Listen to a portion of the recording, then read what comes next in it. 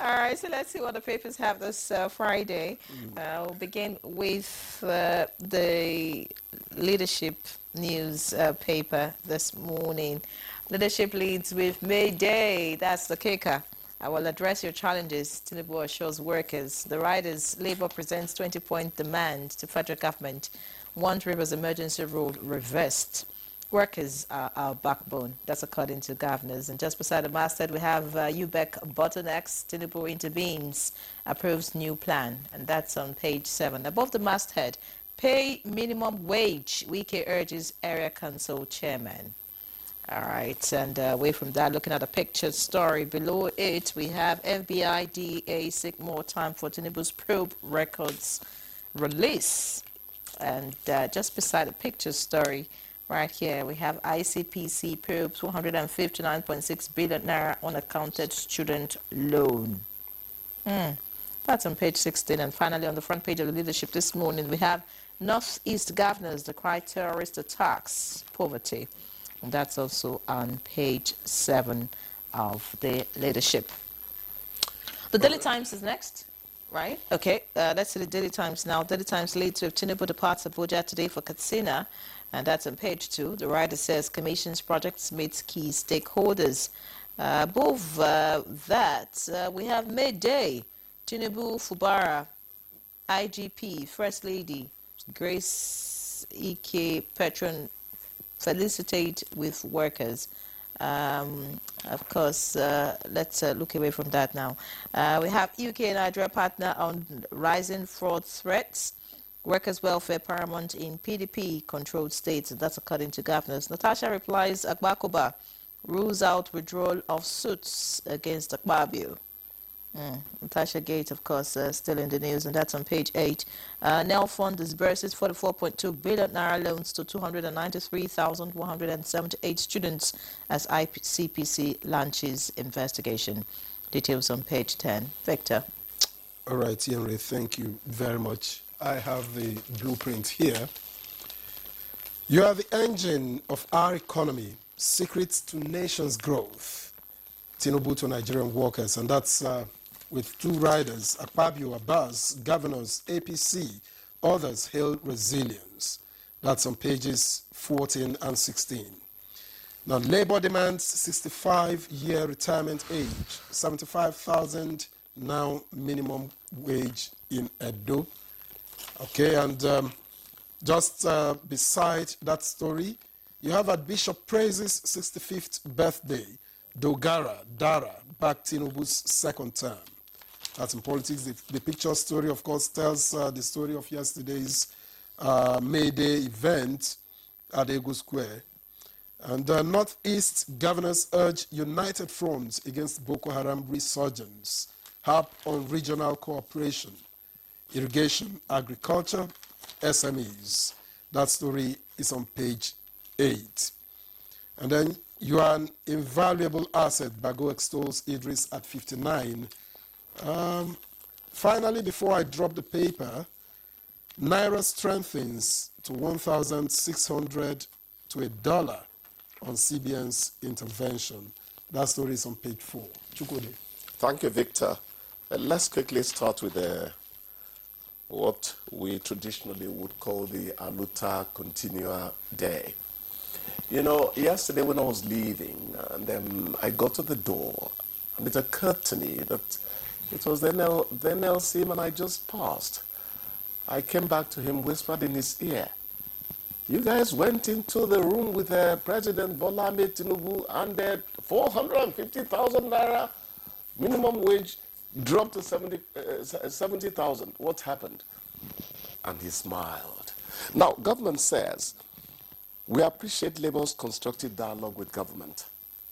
And I say that is the way it should be. Yes, we'll do our banters as journalists and all that. But when it comes to nation building, you don't fight to the finish when you're a Labour leader and all that. I think I like the kind of dialogue that has been happening between them. We're not going to relent in telling government the money is still not enough to assure people of even 2 meals in a day, so that government would always do what it can manage to do at any given point in time to alleviate or to improve the situation for people. But I like the fact that they are talking. It means there's responsibility, sense of responsibility on the part of government and on the part of labor. And government tells them you are the engine of our growth. It is not politicians talking to labor people. That is the fact. Bureaucracy drives execution of government policies anywhere in the world. So when you have a sleepwalking, or what my friend would call a somnambulistic bureaucracy, you are in trouble as a country. They really are the engine. So it must be seen that they are doing all they can to shore up effort at getting this economy back in the saddle, because right now it's tottering somewhere, you know, between the saddle and the stirrups, you know. So we praise the dialogue going on between them. And look at the DO initiative. Would it be 5,000 naira?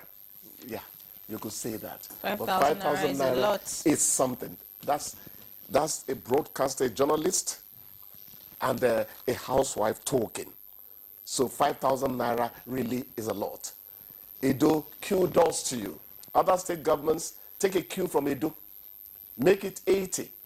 The Nigerian people need a lease of life. Those of us who go to the market know what we're talking about. But so far, so good. So glad we made it. Look how far we've come. That's it.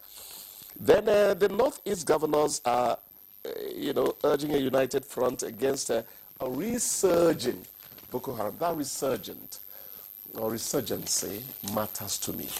What has happened? Did they recruit more people?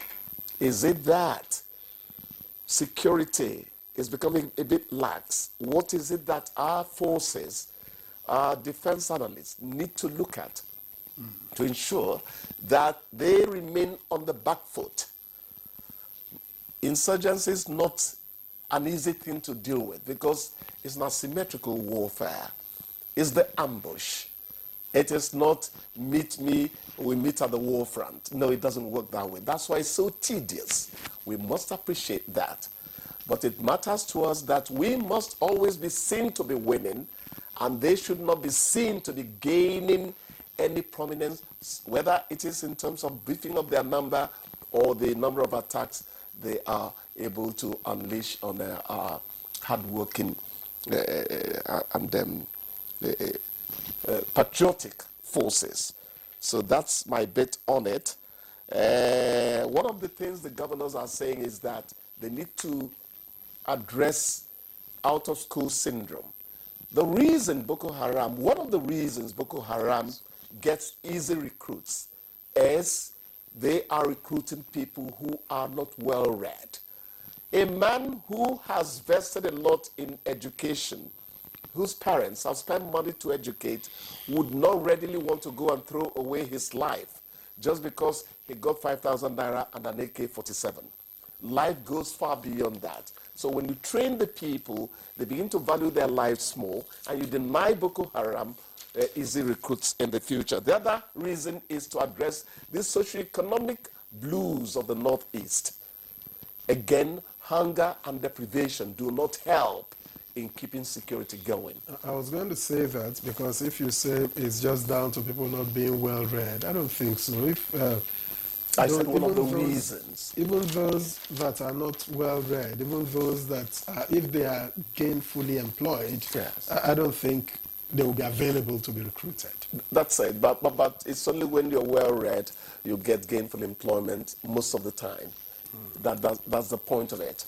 But what we need to do, let everything then percolate into what is good for the average Nigerian citizen, and putting him or her in a position to make the healthiest of decisions concerning where their life heads.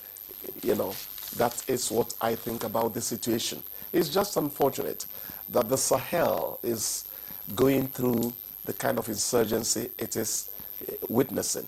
Even the coupists, I don't think they are winning the war against insurgency, in spite of the fact that they decided that military rule was going to help them. So it is really a hydra-headed problem, which we all need to put in what little effort we can muster to stem it. That's what I think. All right. All right. Yeah, I think you have dealt with most of the issues. Just to add to this Workers' Day, comments by different governors. I just think that they should back the words with action. Exactly.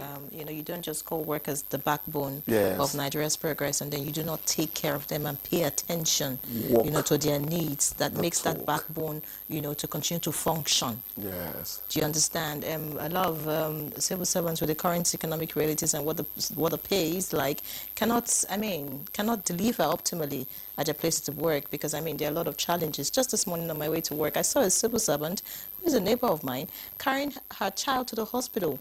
And I'm thinking, how much is she going to spend at the end of the day? What's left? Feeding, paying school fees and all of that. So I just think that, if we truly agree that workers, determine the progress of this country, then we should do so much so that the workers themselves can make progress. You were not here yesterday, but we said something. We actually threw to the public an example we wouldn't normally throw to them about people being forced to do things they would otherwise not to have done. That is why when you go looking for who done it in Nigeria, people like us tell you what's the circumstance of doing it. It's not as if you are praising, bad behavior. But sometimes certain things push you to do certain things you don't want to do. All right. Let's try to prevent that. This Nel Fund issue, I don't know. What's your take? It just started, and we're talking about probe. We're talking about diversion. We're talking about deductions. Where are we headed? Is it related to the student loan scheme? Student loan scheme. 159.6 billion naira. What did I unaccounted ask? for? Students loan scheme, let no one bring a blemish to a highly laudable scheme. That's what I put down there. Now, when we blame politicians in this country, on the different media platforms on WhatsApp, I am the rebel.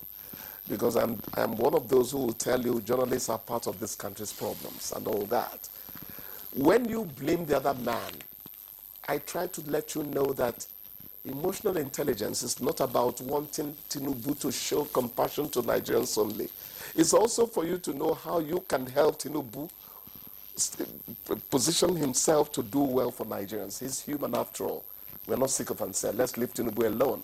So the point is this: who are these perpetrating whatever is happening to the student loan scheme now? It goes beyond politicians. Many Nigerians actually are corrupt. Let me not say most. I've not carried out a survey. The truth about us is that we are milking this country dry within our own capacities. Politicians take the biscuit because you can see them easily. It's just like the policeman. You blame easily because he's in the glare of publicity. He's in the public glare, so to speak. So you easily see his crime. But go to some of us who work outside of the road, away from the road, and the policeman begins to look like an angel. So soul searching needs to be done by each Nigerian to show how much they may be contributing to the woes of the green, white, green. People, they deserve a cup of coffee this morning. Yes. Yeah, right? I agree. So, Chikudi, many thanks. I'll We turn hope to into see a you. cup of tea and swallow you up, your size notwithstanding. How dare you? Oh, my goodness.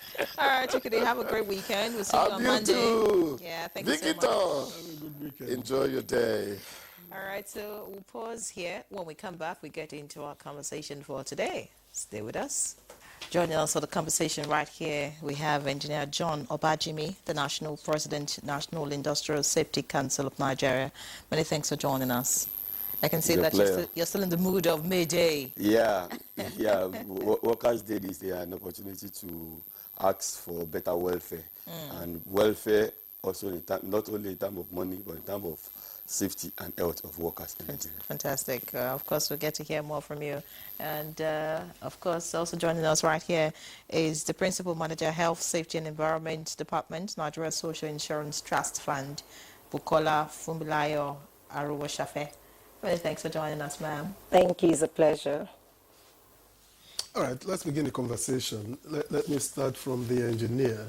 And I'm wondering what exactly prompted the 2019 policy and how is it expected to change workplace safety?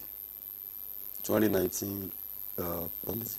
No, the policy on workplace, is it 2000? I'm Okay. sorry. Okay. What prompted a national policy on occupation and health in Nigeria is one, International Labour Organization is the overall coordinating organization agency of the United Nations for affairs for anything workers in terms of remuneration, in terms of health and safety, and all of that. So they have conventions that guide health and safety of workers all over the world. And one of the first requirements in the conventions for the safety and health is development of a policy that will guide the activities, what the employer is supposed to do, what the employee, the staff is supposed to do, what the government is supposed to do, and all of that. So this policy has been in place before actually, but it was reviewed in 2020 coordinated by the Federal Ministry of Labour and Employment in conjunction with sponsored by ILO. So that's what prompted it.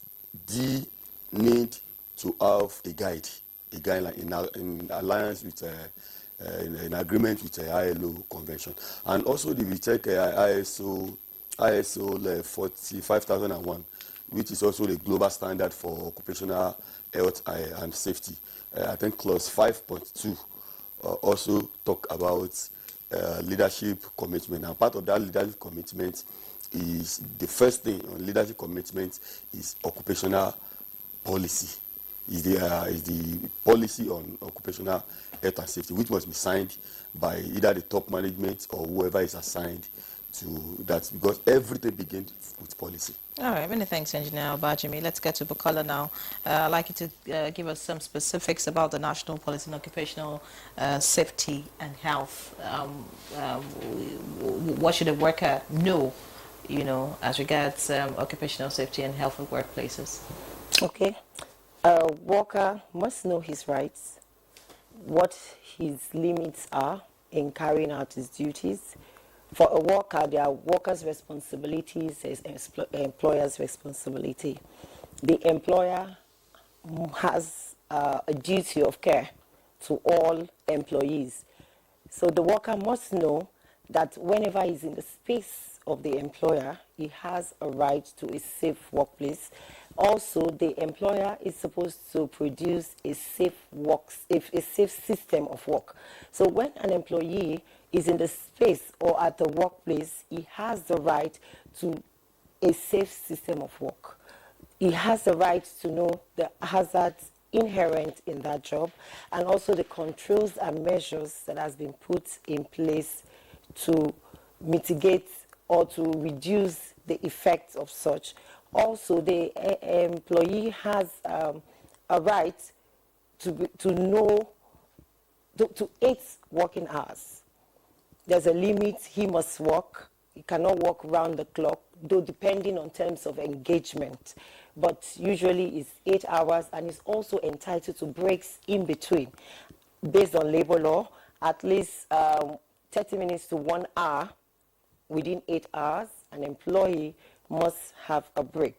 Also, the employee in the working space is entitled to a sanitized work environment where welfare such as water, clean water, a restroom is provided by the employer. And that's why you see NSITF try to carry out audits to ensure that the employers put these things in place for the employee. We go to companies checking their systems, their processes, and the welfare packages that is available for them to work with. And in places where we notice any knowledge gap or any provision gap, we try to advise the management and give Have them you been to the secretariat? I'm just thinking, listening to you now, I'm asking, have you been to the federal secretariat? No, I don't know. That must sound like a Dorado to a journalist. No, because Yes, I've been to the federal secretariat. Yeah, so- I'm getting there.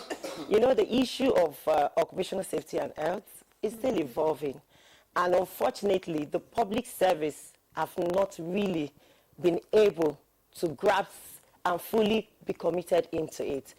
The public sector and the informal sectors. But when we talk of safety in some formal sectors, you find all these things in place.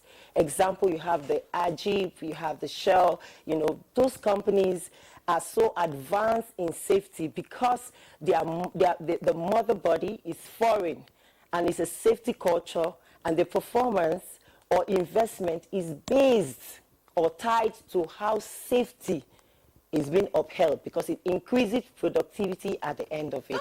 don't you think there are more workers who deserve to be safe in public, in public Yes, establishments, sector, in the public sector, that you should be looking out for, instead of, these places you're calling, that, everything is made available? No, what I'm just trying to say is the NSITF has actually incorporated the informal sector and the public sector, where we have regular stakeholders meetings to enlighten them. Because the truth is that lack of awareness is a key issue. If the management, if the top leader is not even aware of what safety is, how is he going to implement it for the employee to enjoy? And based on our economic issue, our laborers, the workforce, they're ready to work just because of the money. You know, not really concerned about the welfare, their rights. They don't, and unfortunately, some of the labor members that are supposed to fight for them are in the same problem. So they tend to just let it be a giveaway.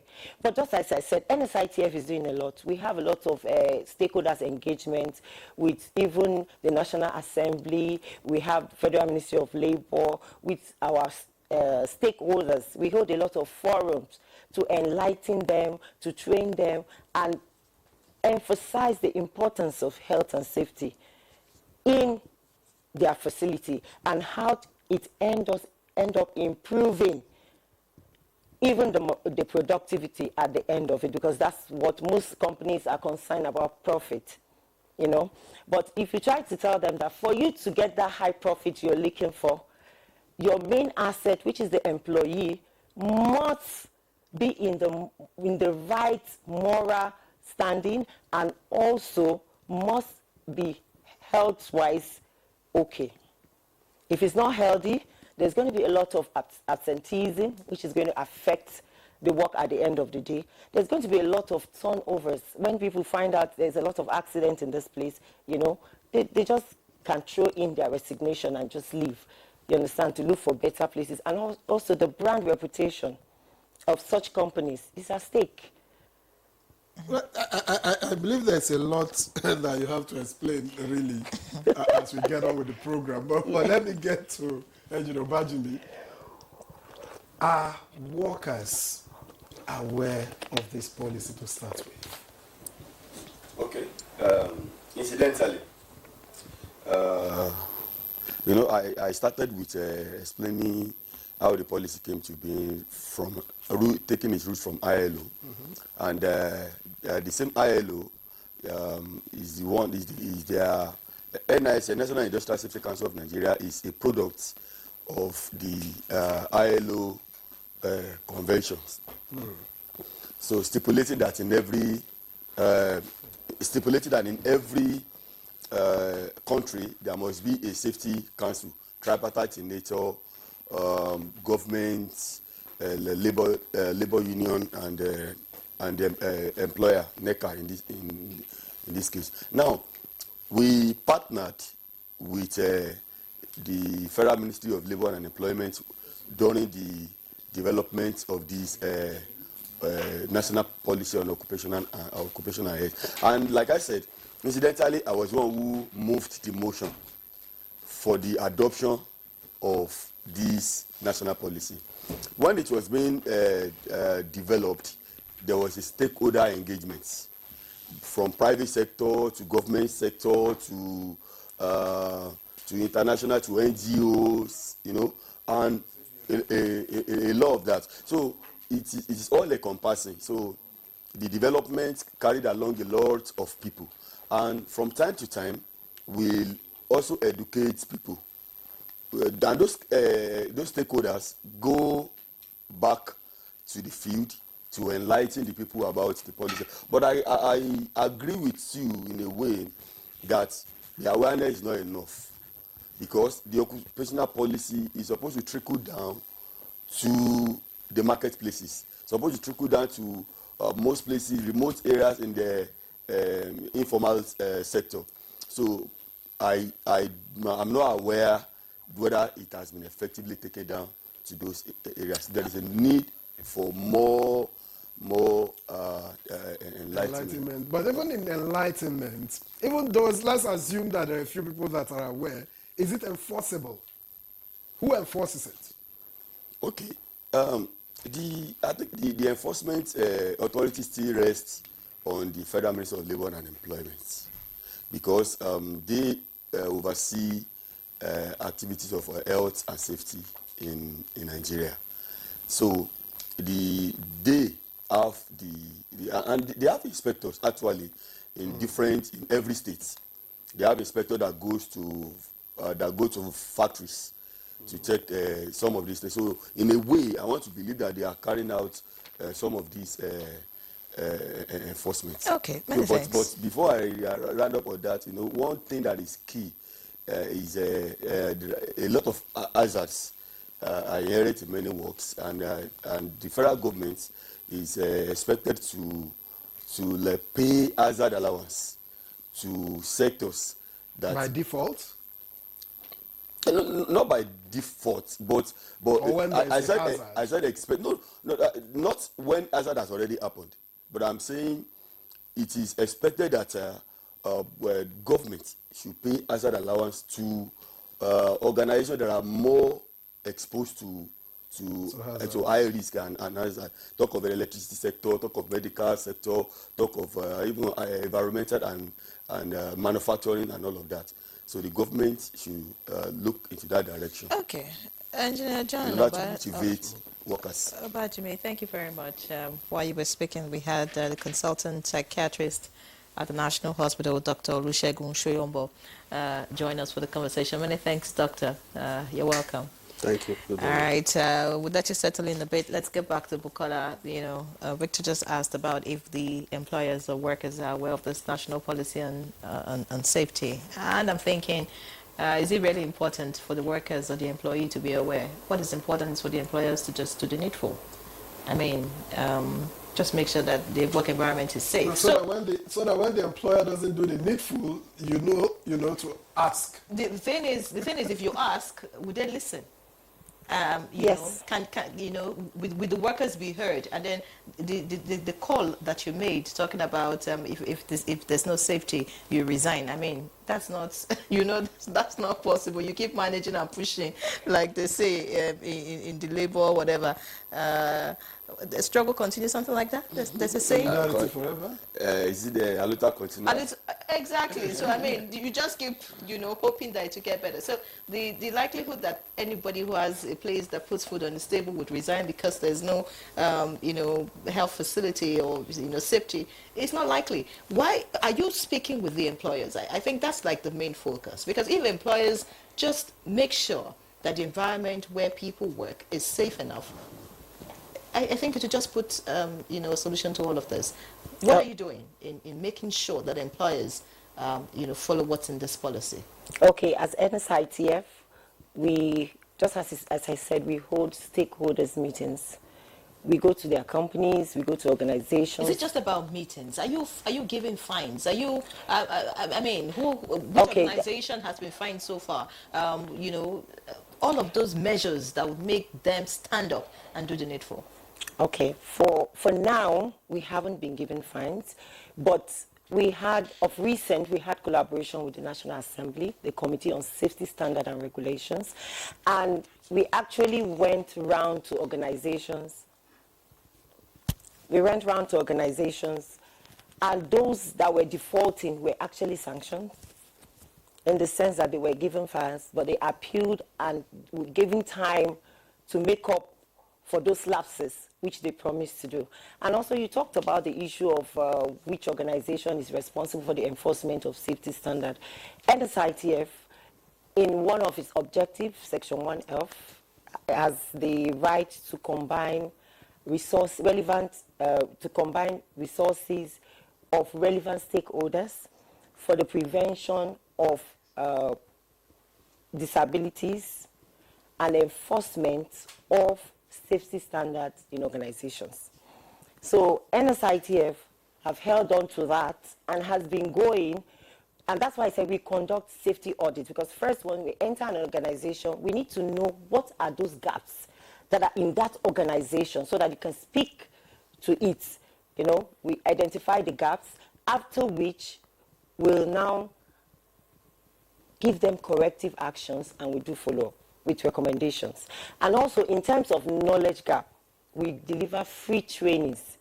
And that's the key thing, because the first thing you can do is to train, keep training and retrain. The issue of fines for now from NSITF has not been effected.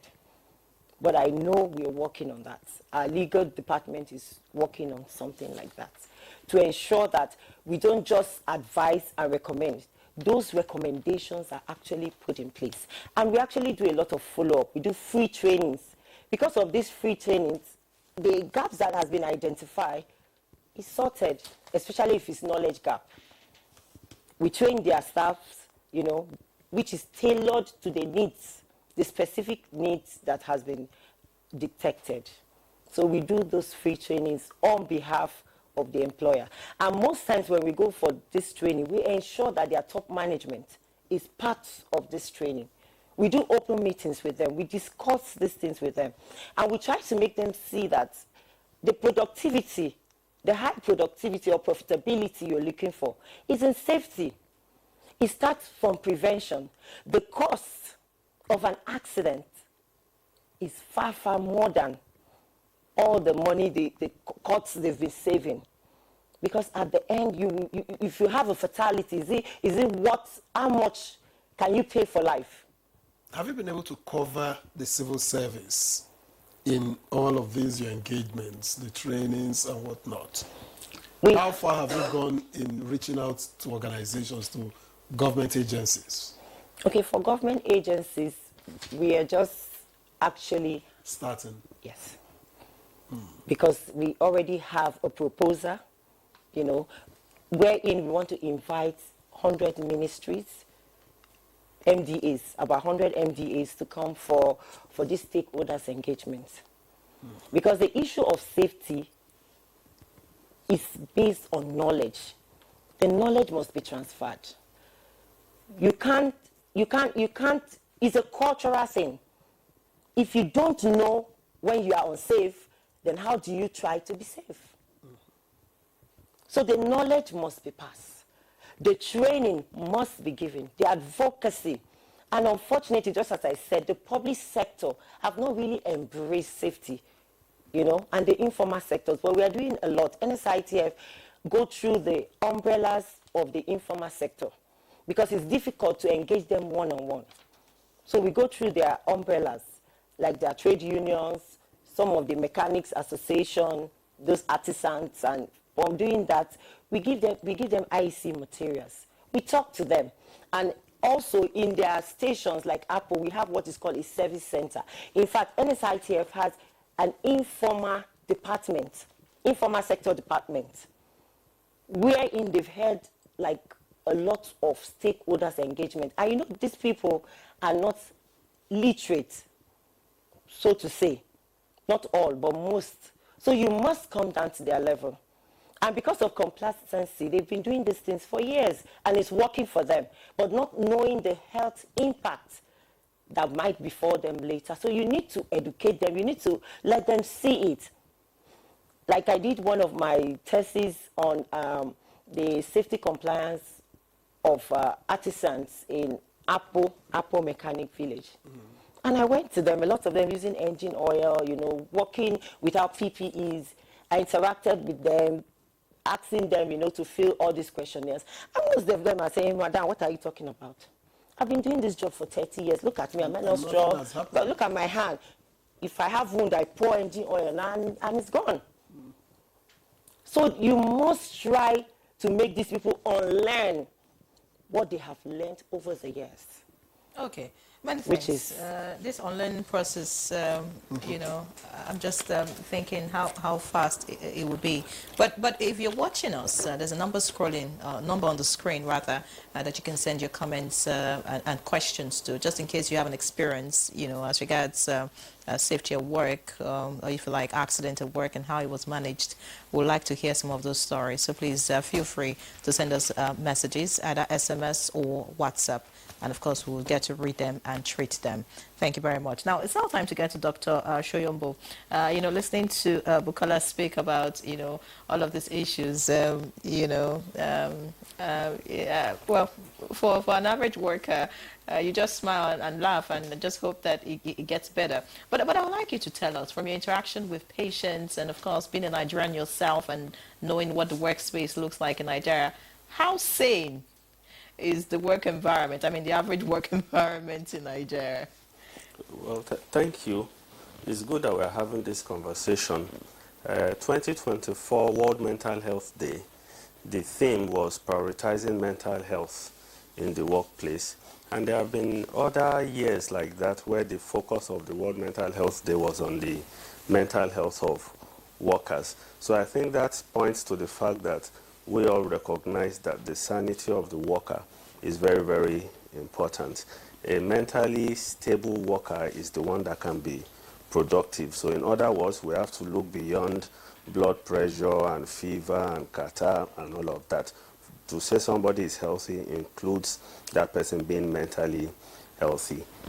Can I answer that question? How sane is the workplace? It's a difficult question to ask. Rather, my focus would be in how we can make the workplace friendly to the mental health of the workers. And there are many ways to do that.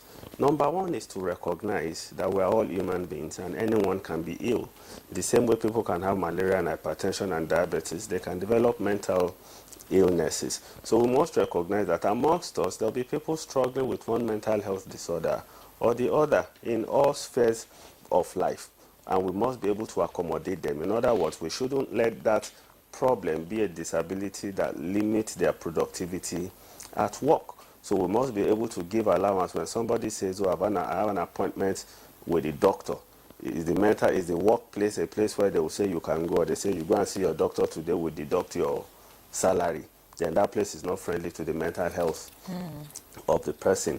If a person works in a place where there's perpetual hostility, that can affect the mental health of the person. Where there's perpetual injustice, unfairness, nepotism, that affects the mental health of the person. So it's a very broad area to look at. The important thing is that organizations must continuously look at ways to improving the well-being of their workers to get them to be more productive. Thank you, Dr. Shoyombo, for your initial remarks, but I'd like to stay with you. You see, it's easier when somebody has a cut in the workplace. You can see it, you can, feel probably what the person feels. If somebody falls from, a skyscraper, for instance, you could imagine what the impact is. But someone who has, those sort of concerns, such as mental health, sometimes it's very, very difficult to ascertain that. So how do we relate with such a person? How do you look at somebody and say this person is challenged and then we need to deal with him or her in a particular way? Well, thank you very much. It shows that you yourself, you have a great insight into how difficult mental health problems can be. We call them invisible illnesses. If somebody has a fracture on the way to work and you put a POP on, they fall down, they break a bone, and then they go to the hospital, there's a POP wrapped around the neck, all the colleagues in the office will come and sign get well soon on the POP, and that person can go to NSITF and say this accident happened on my way to work. NSITF pays a compensation to that person. But when the person is depressed, The person just doesn't feel like going to work. He doesn't feel like talking to anybody. He doesn't even have the strength to pick up a phone and text HR, I'm not able to come today. That person is likely to get into trouble. Nobody is going to be saying get well soon. NSITF is not going to be paying any compensation to that person. Rather, we'll give queries and then we'll set up a panel to say, is this person fit to continue in this role or not? So they are invisible illnesses. Where the rest of us must be careful is to say, has this person always been like that? When you see a sharp change in a person's behavior, you should at least consider that the person might be ill. This person used to deliver his assignments on time and promptly and all of that, and suddenly there's a change. Is he suffering depression? Or is this person anxious? Is there something else going on somewhere? You understand? And that's where we can say, look, can you get an evaluation? That again is tricky.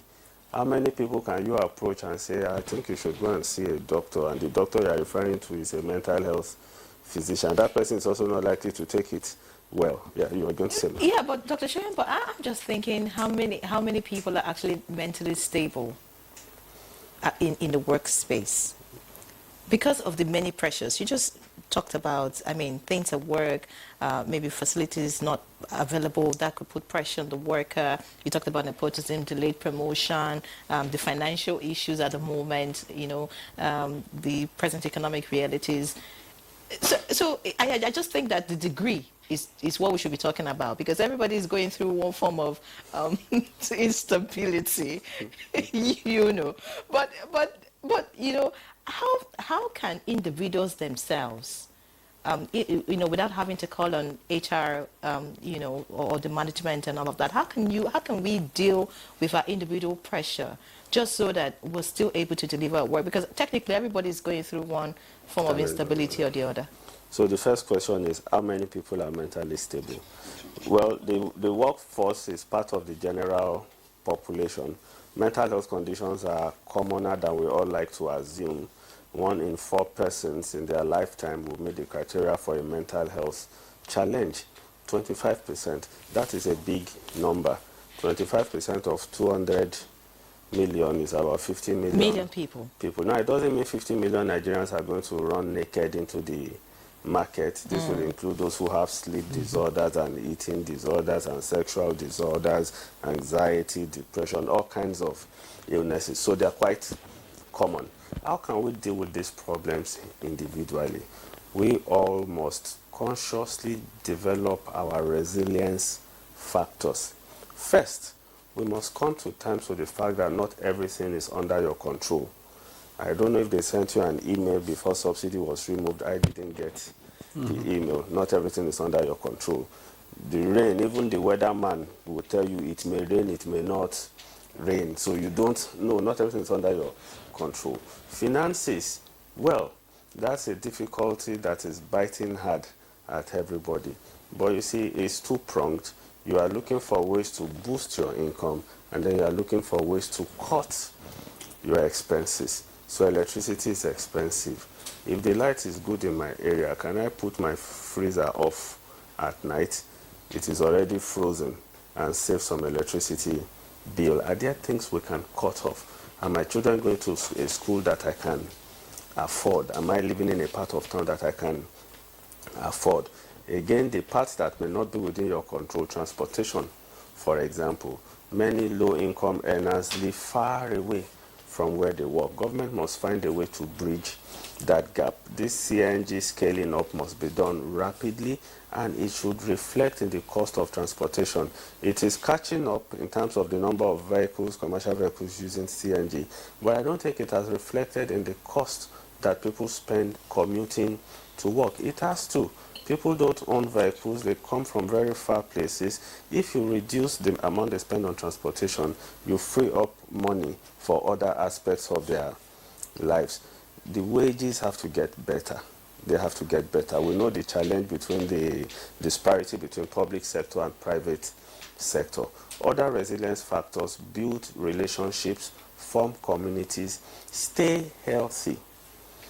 The number one thing that can plunder even a supposedly comfortable person into poverty is ill health.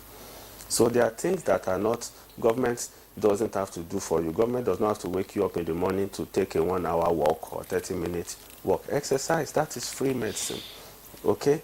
Sleep well as much as possible. You cannot go to work and have all that trouble in the daytime, then at night you are just scrolling and scrolling and scrolling on your phone. We should all be getting 6 to 8 hours of sleep at night, but we are all imprisoned by our gadgets, and then we get about 4 hours thereabout. That will affect our productivity. So things like that. Marriage, a bad marriage is bad mess. You're already sick. If you're in a bad relationship, you're already sick. So again, a toxic boss. So, well, like you were saying, that somebody cannot just resign because of it. If you don't have another, but you see, people are resigning. People will tell you this job is not good for my mental health. When they have a choice. So when they have a choice, some people, unfortunately, will choose their health above even that income source, and they will rather go and chance it out and see if they can get something else to do. Those who are up there must be careful. Our actions reflect significantly upon our subordinates. So there must be a way to protect people from such toxicity. And that is to create environments where things are more objective. You can't come to work. Some people, as they approach the workplace, their hearts are beating, their hands are shaking, because there's a boss waiting there who is going to call you idiot, fool, abuse your father, abuse your mother, deduct your salary, threaten you with sack, sexual harassment. All of those things are there. So there must be safeguards to protect the worker from all these things.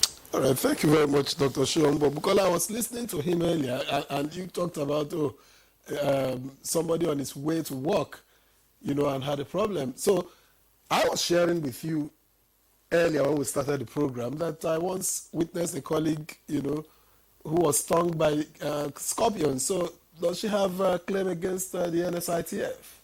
Yes. Is it at the workplace? Yes.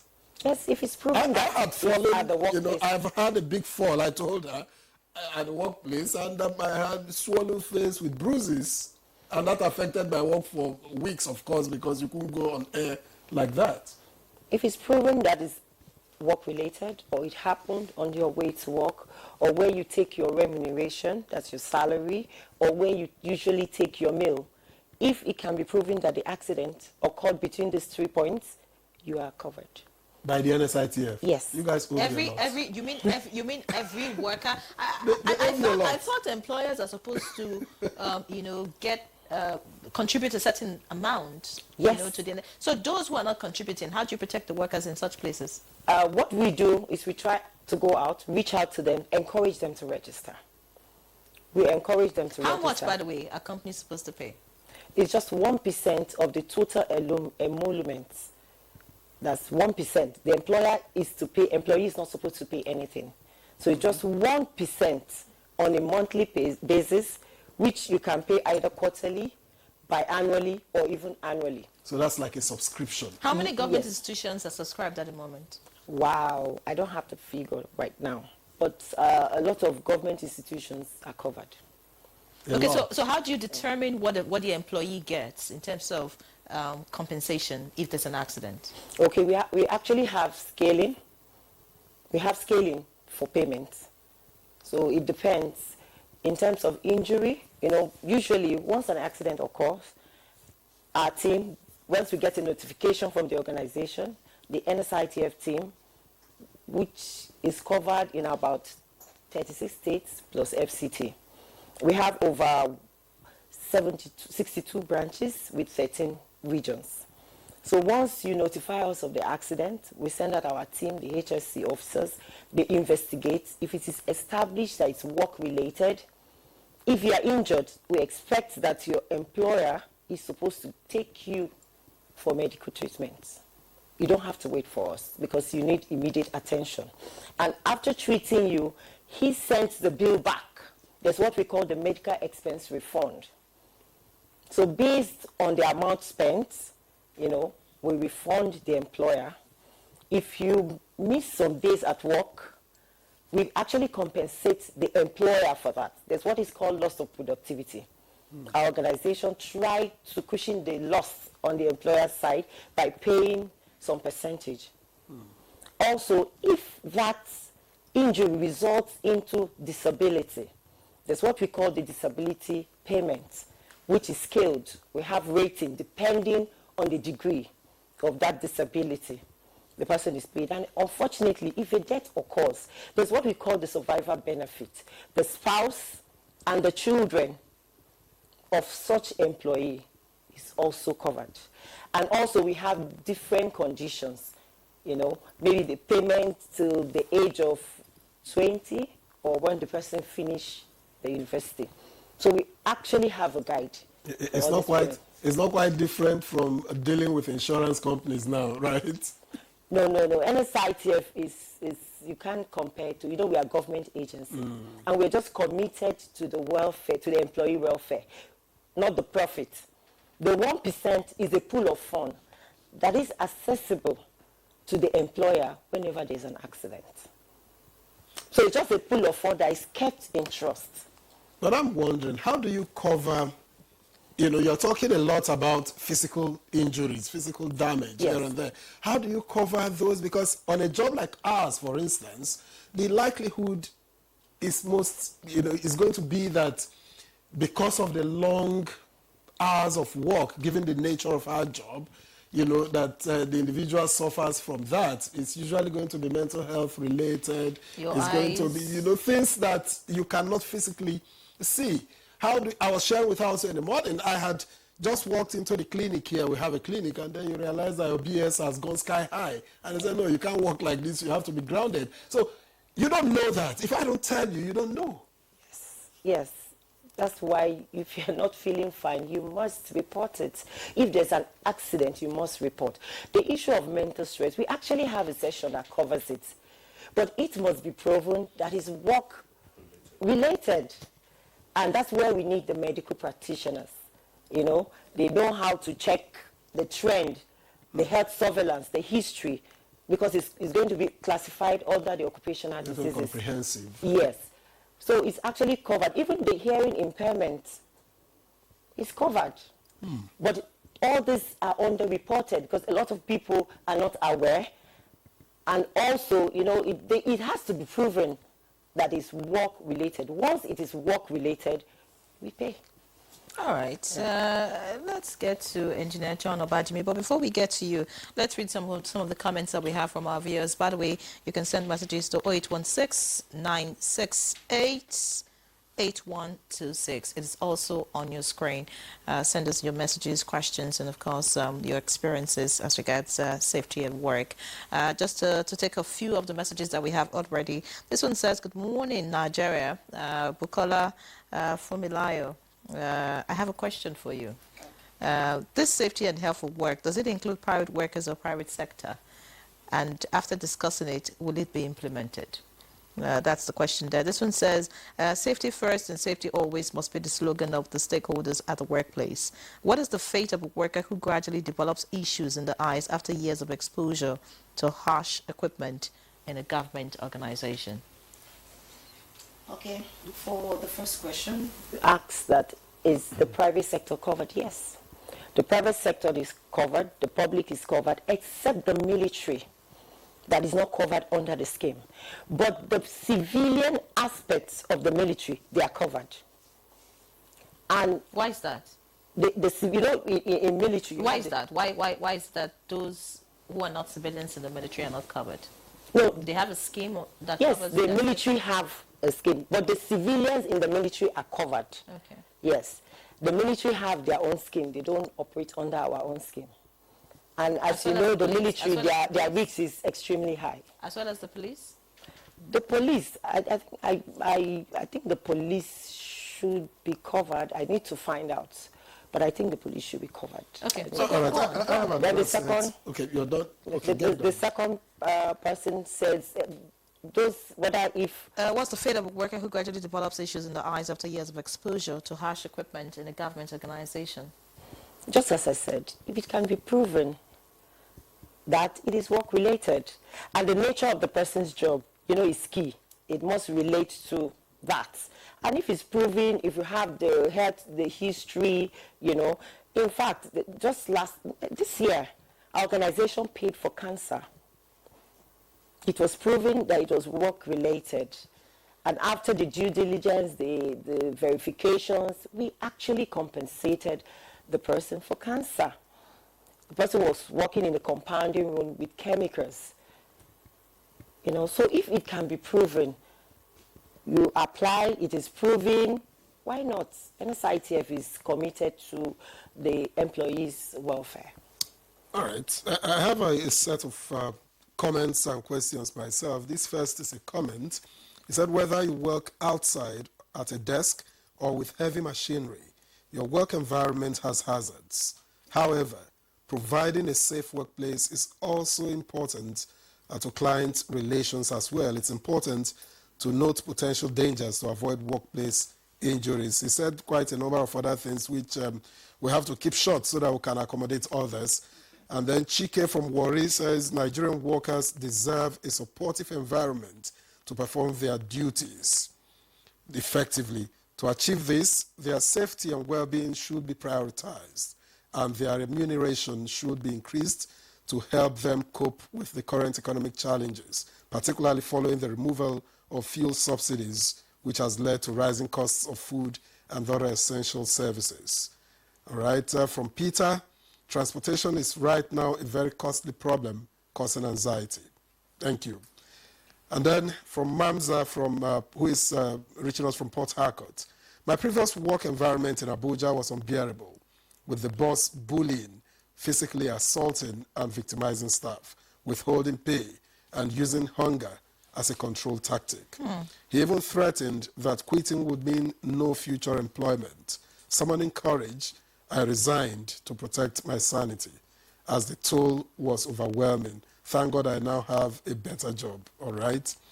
And from Dr. Nasir Bello, good morning, NTA, good morning, Nigeria, and viewers. Common problem in digital era is keeping tabular lead acid cell battery in offices where solar is installed.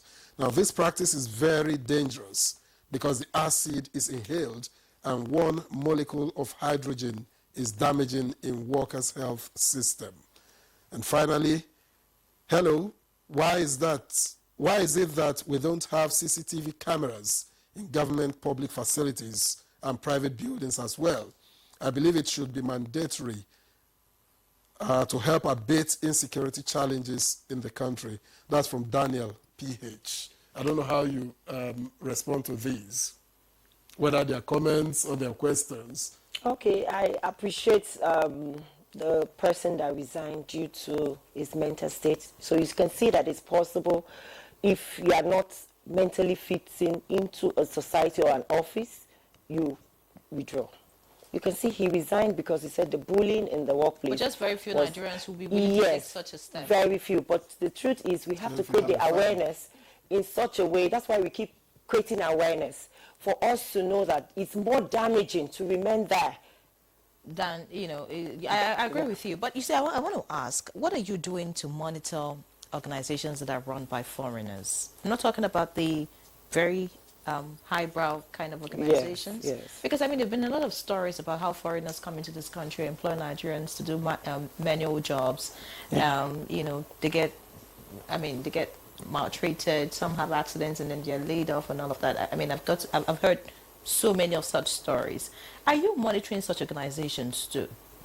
Yes. Just as I said, we have a lot of branches nationwide, and our staff, they go to all these organizations and flag out all those, you know, all those ill practices that are being Do you have observed. offices across the country? I'm just thinking how you're Yes. able to do all of this. Because, Yes. I mean, we have offices in all the 36 states, including FCT. And just as I said, even in like Lagos, we have more than 10 branches. You have adequate staff to... Yes, we have staff. Do you work based on the information that you get? Or are you fully aware of the number of organizations that run in this country and monitor them? Okay, we actually have a compliance department that goes out and holds all those information. But what we do is our staff in different branches, the BMs, they have those details of organizations there. Those that are registered and those that are not registered. Okay. And some of these organizations are even portfolio organizations. They just give you fake address. They don't even have address. So some of them, you know, you can't locate them. But the ones that we are able to locate, at least we have the reports last year, over 10,000 organizations we have gone to audit and also giving sensitization. So that's why we are even here, still encouraging Nigerians, employers, and the workforce that if they are not registered, they should please register under NSITF, because the benefit they get is immense, especially for the workers. Once you are registered, at least your welfare is protected in case of any accident. In case of any accident, you are assured that your medical treatment is covered. So we try to go to all these organizations. Just as I said, we are still doing a lot. All right. We have just expanded our campaign, you know, to go to all these organizations, and also our legal team is working to begin to sanction. All right, we have some more messages here. This one, I'm sure, is from your former boss. It says, well done to the team. I'm proud of my staff, Mrs. Bukola. HSC is the central key to the employee compensation scheme. The HSC, through its wellness management unit, ensures thorough training and awareness, as well as mental well-being of workers. It is really a huge area of health and safety at work. HSC Department of NSITF should be empowered by NSITF management to deliver on its mandate. Dr. Kelly Nwaga, PhD, former acting MD, NSITF and GMHSC. Many thanks very much. This one says, good morning, presenters. With that 1%, what if one has a problem after retirement? Will you deal with it? This is coming from Emmanuel. Okay, no. Our coverage is during the employment period. What if it didn't show up while you were in service? So cumulatively, so you now retire and then suddenly starts getting complications from what you could have acquired from work. So it doesn't cover you? That it has to be proven. It has to be proven, and I think we have like 3 years span for application, you know, but there are some exceptional cases that I have to find out. I can't categorically say, but I have to find out, yes. Engineer John Obajimi, I'd like to bring you into this conversation because, I mean, you are the National President of National Industrial Safety Council of Nigeria, and we should be talking about the safety of workers. There are a lot of issues that, the average worker faces outside of the workplace. Pressure from family. He just talked about marriage. I mean, a lot of things at home that are bothering the worker. You shouldn't come to work and also have, extra burden that will complicate your life. How much are you pushing, within, this office that you hold? How much are you pushing to ensure that the Nigerian worker is indeed safe? When we talk about safety, we're talking about general safety now, in every terms. Okay, we push for health and safety of workers in many platforms. For instance, as we are here now, it's part of creating awareness, because there are people all over the country. Have you actually fought for workers who, had complications at work to ensure that they get compensated? Do you have cases where you have actually stood up for workers and defended them and ensured that, their employers did the needful? Well, yes. What we do is, like I said, we create the awareness. Like now, I mentioned Federal Minister of Labour the other time. Equally, we also, if it has to do with compensation and claims, we also refer them to, we also mention NSITF. We do that because these are, there are laws that are guiding operations, different type of operation in Nigeria. So we do that, but the NISCN does not have enforcement powers. You understand? So we are here to create advocacy and awareness. So whenever we hear any case, that's why we have interfaces with different organizations in the country. So we refer to, if it is something that is related with electricity, for instance, we know that Nigerian Electricity Management Services agencies carry out enforcement of technical standards and safety regulations in power sector. So that is pushed to NEMSA. to handle. So those are the ways we handle. And now, I emerged as the national president about less than 2 months now. Part of what we are doing now is that I am expanding the scope of our awareness creation. For instance, I give you an example. In churches or maybe mosque, in the worship centers, you hear now that somebody is on the altar and just fell down as a result of a heart attack, and before you know it, the person dies. It has happened. I think recently one happened in Lagos. The man, when his wife is celebrating, doing Thanksgiving for 60 years birthday. I mean, you see, the man fell down. So we are trying to bring religion, the religious worship center into safety, or take safety to them. Recently, I said I've sent a message to Bishop Francis Waleoke, PFN president, on this, because we want to create a policy whereby every church will be able to have health and safety units and specialists.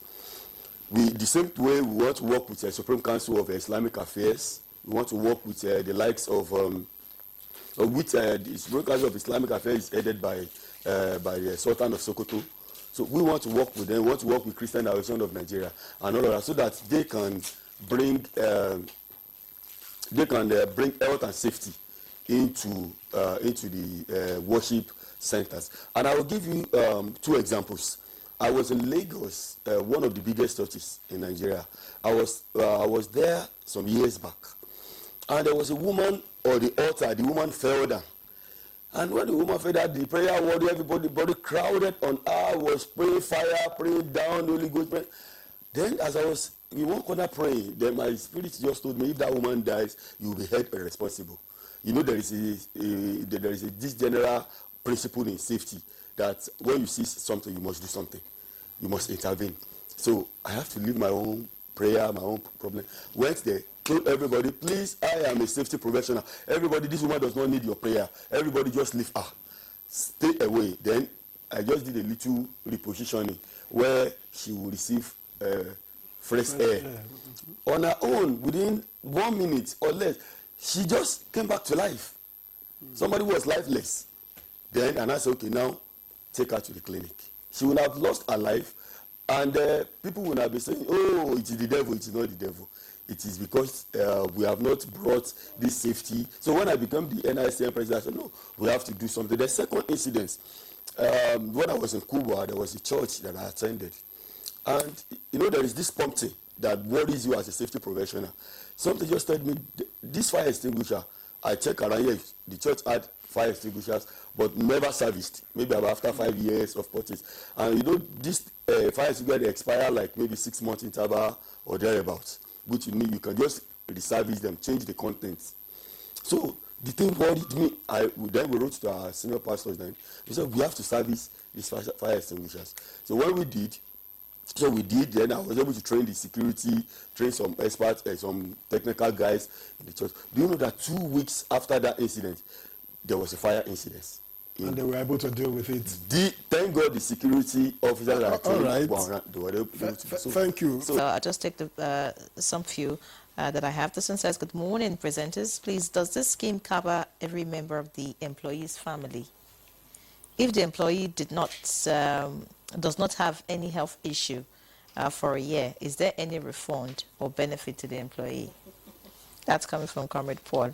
This one says, good morning, Nigeria. How can private organizations register with NSITF? And then, where's the Department of Occupational Safety and Health in the Federal Ministry of Labor and Employment and inspectors of factories in the ministry in relation to NSITF? That's coming from Obaki Henry Monday, all the way from Jos. Victor. All right, I have 3 of my own. And the first is from Mohammed Salisu Mahmoud. 2 weeks ago, he says, I was at the NSITF office for my pension, and I gave them my certificate, and they entered my registration number, which they said was right, and I should wait. They have sent a mail to the head office, and up till now, no response. I have been going to their office at Awolowo Road, Ikoyi, Lagos. They are just giving me excuses. Please, what can I do to get my entitlement, please? That's from Muhammad NSITF pay pension? Mahmoud. Well, that's one. Maybe they are workers, maybe your staff. is that from, this one doesn't have a name. I know someone who lost his hand on the field of work in a foreign construction company, and even to take him to hospital with the company ambulance was denied because he's a subcontractor. What should he do to get compensation? And finally, good morning and thanks for this wonderful safety discussion. Awareness is very important on the part of employers and employees. Grassroots sensitization is the key to all of these. HSE awareness is very, very low, and something urgent needs to be done to save Nigerian workers. This one is from Ola Tajuddin from Ota. Okay, thank you.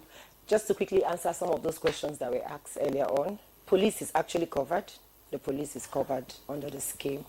And also the civil servants, they are covered and they've been benefiting, especially the treasure funded like NYC, FRSC, you know, those ones are covered, have been benefiting, you know.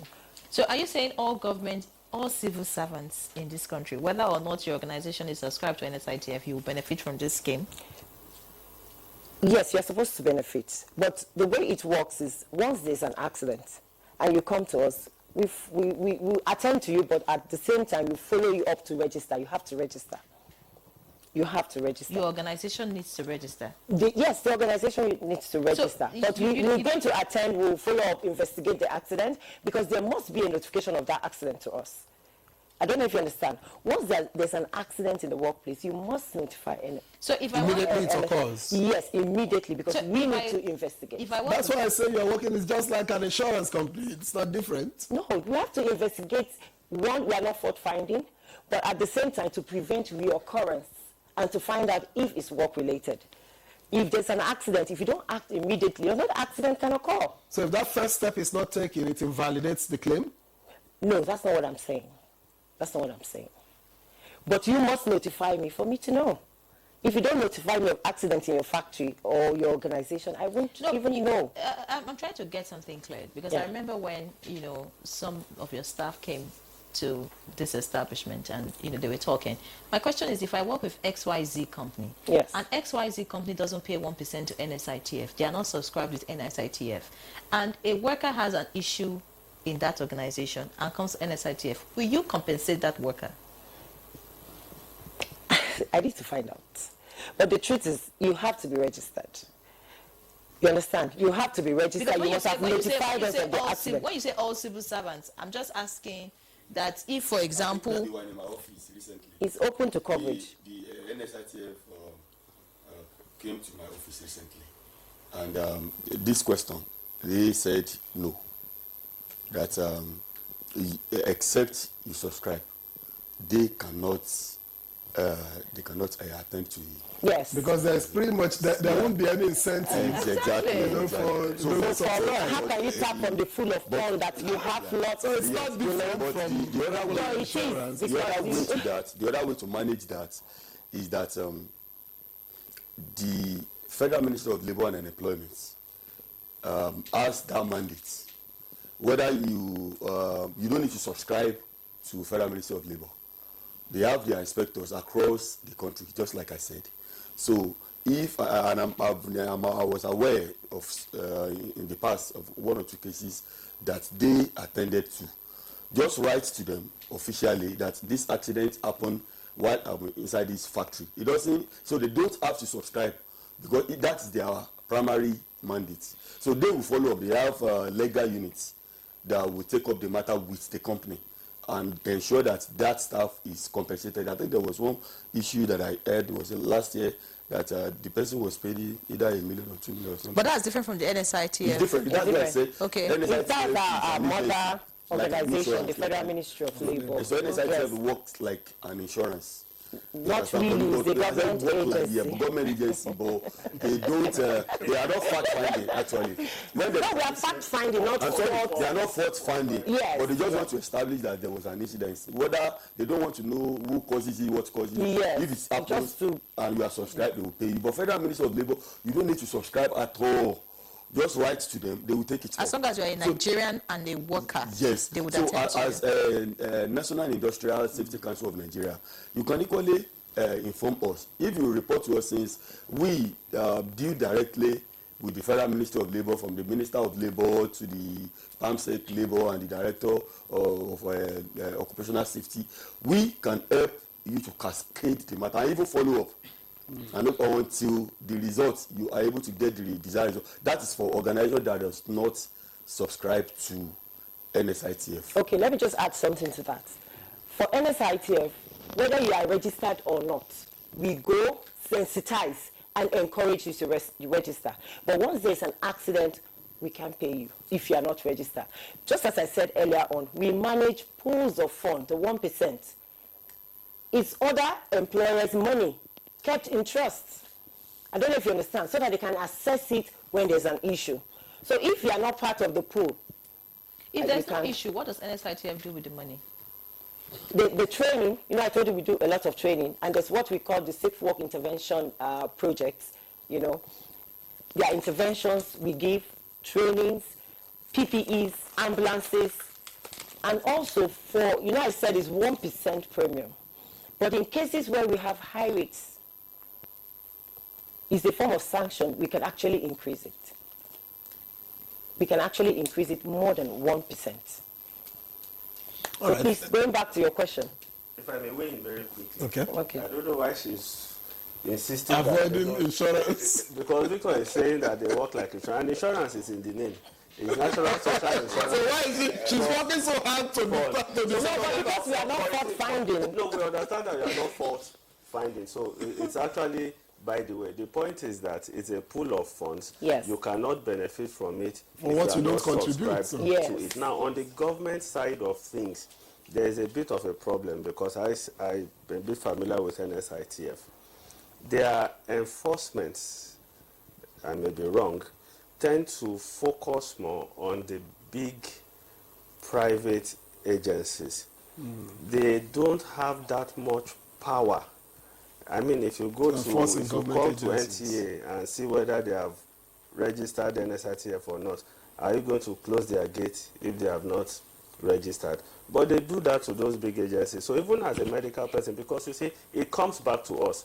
When people go to NSITF to find claims, they send them back to us in the hospitals to clarify what the injury is and if we think it is due to their exposure to certain health hazards. And you will only see those kind of cases coming from those kind of places where on TV we cannot be mentioned